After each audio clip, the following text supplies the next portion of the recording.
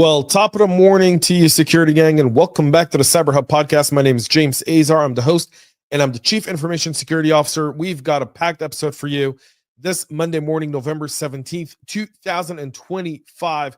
We've got Anthropic saying a Chinese Nexus group used agentic AI to automate 80 to 90% of a cyber espionage campaign. Checkout.com and Logitech are disclosing data theft tied to extortion waves. Washington Post confirming nearly 10,000 staff members were impacted through the Oracle EBS fallout. We break down JLR's $220 million cyber hit and why Akira is still printing money. That number is astronomical, by the way. Denmark's government site disruptions, a critical 40-web CVE under active exploit, Amazon's discovery of over 150,000 worm-planted NPM packages, and the latest law enforcement wins, including Operation Endgame, a Russian hacker detained in 5 individuals plead guilty to helping the DPRK infiltrate U.S. firms. All that and more on today's show. Yes, if you were tired just from all of these stories, I get it. But the show's packed. We bring you the best stories, the most relevant stories for a cybersecurity practitioner, from one practitioner to another. No marketing, no fluff. We're going to get into it here this morning. But before we do, episode 1012. I've got my double espresso. Drinking a magnificent espresso, very, very weak, by the way. Like, this is Black Rifle's espresso. This is their 4. I haven't packed their intense ones yet. I will later this week, and I'll let y'all know how those feel. But until then, coffee cup cheers, y'all. It's good. It's all right. I mean, it's not Italian, but for American espresso, I'll take it. I'll 100% take it. Okay, we start with our first story of the day, folks, and it's a woozy and a doozy, and it's got a whole bunch to it, because if you live on LinkedIn and you live in the cyber circles, everyone's been kind of giving their 2 cents on it. I'm not going to give mine. I'm going to tell you that we knew this was coming. It was a matter of time. I think if I had a wager, I would have said that this was going to probably come through at some point in 2026. Came about 3 months early, so I'm glad I didn't wager. I still have money in my pocket. But Anthropic saying it disrupted what it believed to be the first largely AI orchestrated cyber espionage campaign. It was run by the China Nexus group. It tracks as GTG 1002. It was detected in mid-September of 2025. The operation targeted 30 organizations across tech, finance, chemicals, and government. Anthropic validated several successful intrusions. The actor used agentic AI to autonomously handle 80 to 90% of the attack tasks at machine speed, from recon and phone discovery to lateral movement, data triage, and even exfiltration, representing a sharp escalation from earlier AI-assisted tradecraft. Here's how it worked according to Anthropic. The operators role-played as defenders to convince Claude Code to act in an autonomous pen-testing swarm stitched together with some MCP tools. Claude instances were tasked as subagents: scanner, exploit dev, credential tester, data extractor, and even orchestrated, so each request looked innocuous in isolation. The framework maintained state across sessions, scaled campaigns in parallel, and pushed thousands of requests at physically impossible human rates. In multiple cases, the AI independently mapped internal networks, found exploitable surfaces, harvested credentials, moved laterally, and even pulled sensitive data sets from high-value targets, including major tech firms and even government agencies. However, there were limits. Claude did overstate wins or even hallucinated findings like credentials that didn't work, which forced the humans to validate before greenlighting escalations or even exfiltrations. An obstacle to a 100% autonomous kill chain. Still, the tempo and autonomy mark a turning point, according to Anthropic. Anthropic's response to all this is ban involved accounts, notify affected entities, coordinate with authorities, and harden safeguards, improved classifiers, earlier detection for autonomous campaigns. The company argues these are the same AI capabilities that are also essential for defense, and urges the community to assume the bar for sophisticated intrusions have dropped. The bottom line for many of us here, folks, it's orchestration, not bespoken malware. It's the superpower now. Expect more actors to warp commodity tools with agentic and MCP style automation to run concurrent intrusions at scale. Treat your crown jewels. To me, that would be like your IDP, your CI/CD, your data lakes, and ERP, as if they're already an adversary task list, and instrument them accordingly. You could throttle AI abuse egress by creating explicit egress policies and log in AI and LLM endpoints. You can do that by tenant and even use case. Alert on server tools calling AI APIs. You can instrument your crown jewels, add high signal detection around data export jobs, mass directory reads, and even credential vault access, and unusual admin APIs. Use human reauth for sensitive actions. You should harden lateral path, enforce phishing resistant MFA everywhere, rotate long lived tokens, and lock down service principals and CI/CD runners with least privilege. You can red team like an agent, emulate autonomous chains in tabletop or red team exercises to measure how fast your controls trip and when they don't. When they don't. And finally, supply to defenders pilot AI assisted SOC workflows like query generation, artifact triage, vulnerable validation, so your team's response scale as fast as the attacks. All of that will give you some level of resilience in this scenario. So you have that there. Again, we'll have the link, and on cyberhubpodcast.com, we'll upload the entire PDF that Anthropic released. So if you haven't seen it yet, you can get it there. And folks, I'll tell you, it's a woozy.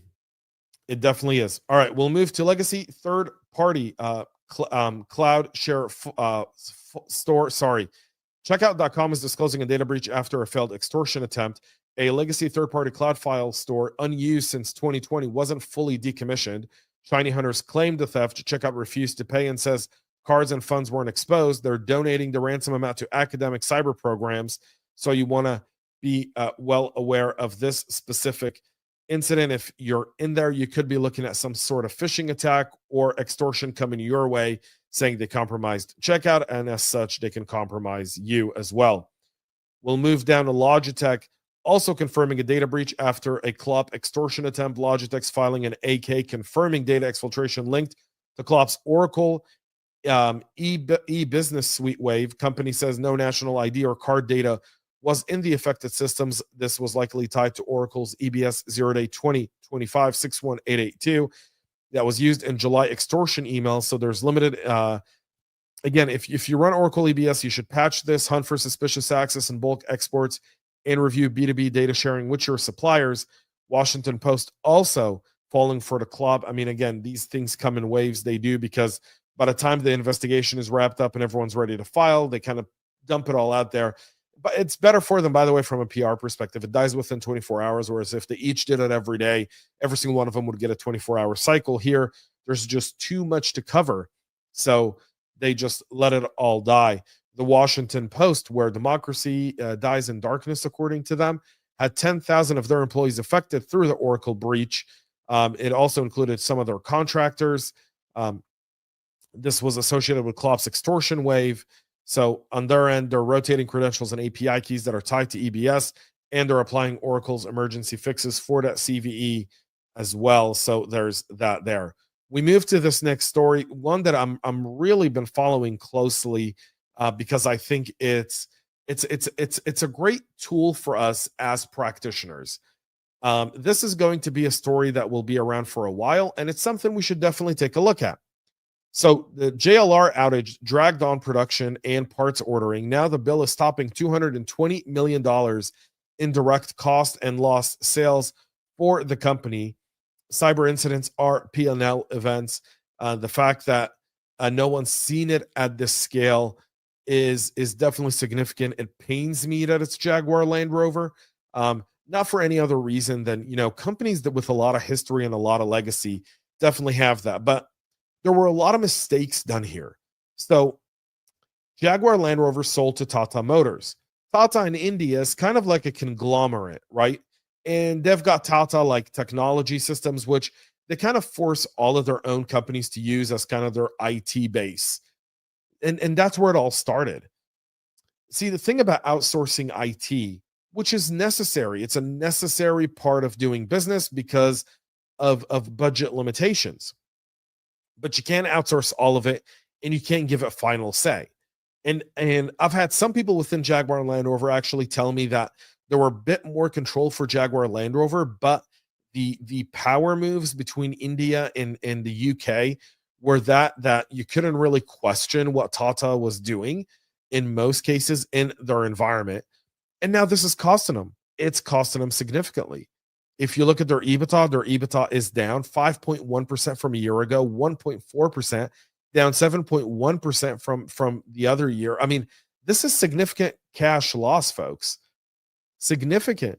You're talking about a $485 million cash loss for Q2 and 134 million.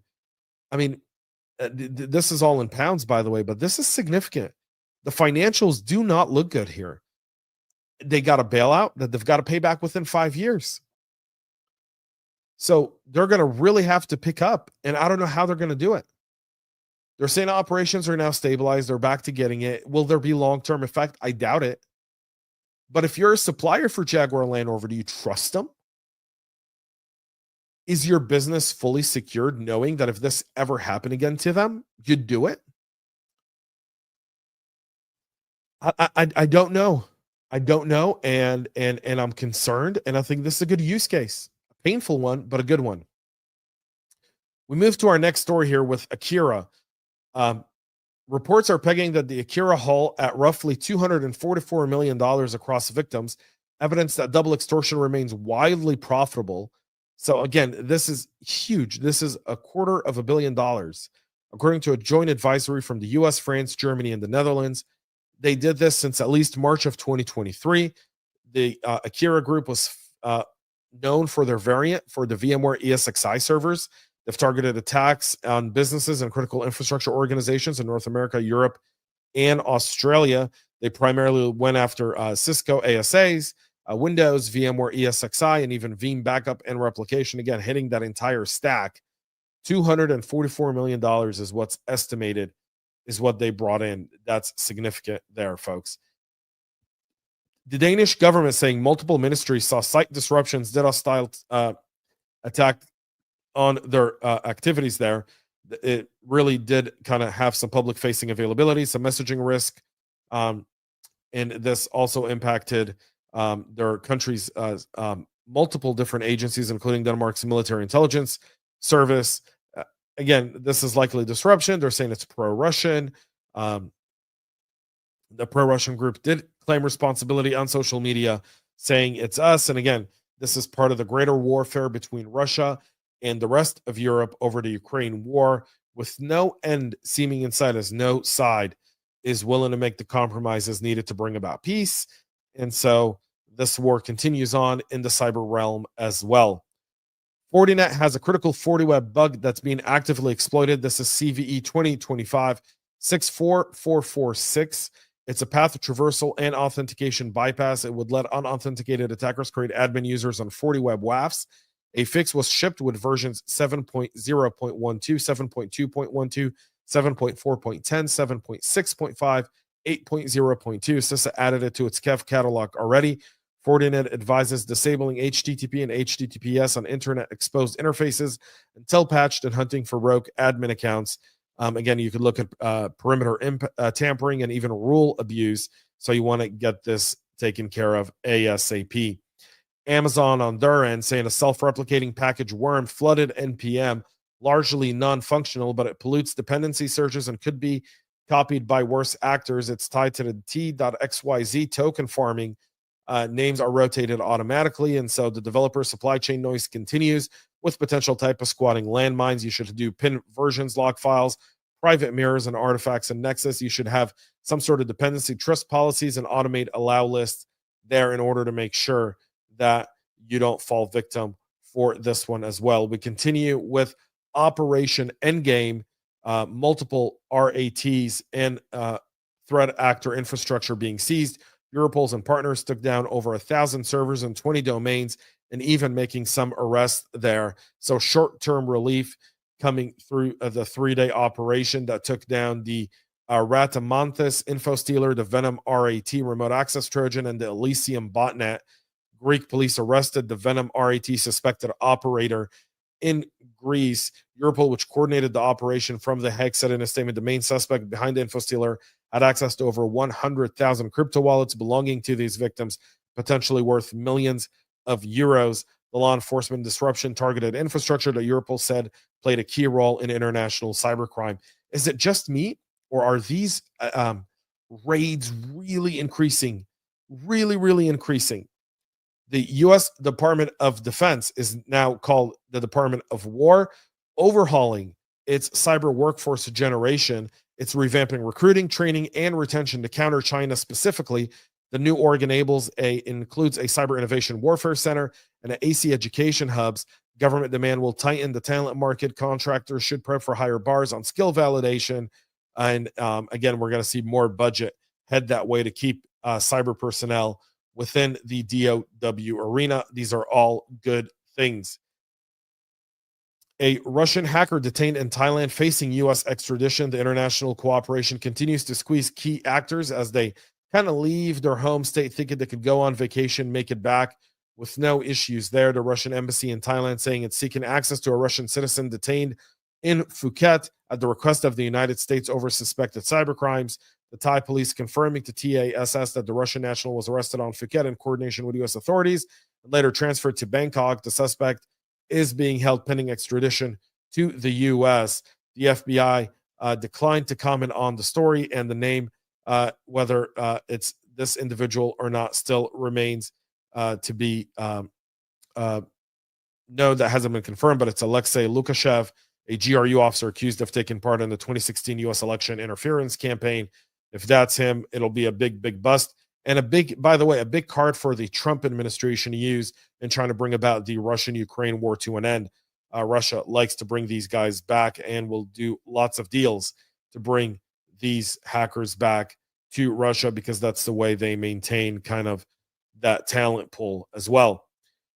Five individuals plead guilty to helping North Korea infiltrate U.S. firms. The defendants helped the DPRK IT workers get hired at U.S. companies under false identities. The five people who pled guilty, according to the DOJ, are Alexander Didenko. He pled guilty to wire fraud, conspiracy, and aggravated identity theft. He stole U.S. identities, sold them to overseas IT workers who got employed at 40 U.S. companies previously linked to the Upwork Cell platform, and identified as co-conspirator of Christina Marie Chapman of Tennessee. Eric Nitzretzi Prince pled guilty to wire fraud conspiracy through his company Takar Inc. He placed overseas IT workers using stolen identities at 64 U.S. companies, earning $89,000 in the process and causing damages exceeding $943,000. Dricius Fognese, Jason Salazar, and Alexander Paul Travis all pled guilty to wire fraud conspiracy. They participated in the set scheme between 2019 and 2022, causing damages totaling $1.28 million and earning $51,000, while Fognese and Salazar each earned $3,450 and $4,500 a piece. They're all facing time in jail. So they've now all pled guilty and will be sentenced accordingly there as well. So all of this coming to fruition. That's it for our show this morning. We'll be back tomorrow 9 a.m. Eastern here with all of the latest. Make sure to check out cyberhubpodcast.com. Over the weekend, I released a brand new article, Moving the Needle, Balancing Risk, Reality, and the Relentless Pace of Business. I kind of take aim at the subscription model, so you may want to give it a read. I'll be dipping more into the subscription model over the next 3 to 4 weeks, so you don't want to miss it. Until then, have a great rest of your day. Have a great week, and most importantly, y'all, stay cyber safe. We love feedback, so make sure to connect with us on social media and subscribe to our podcast on your favorite podcast listening platform.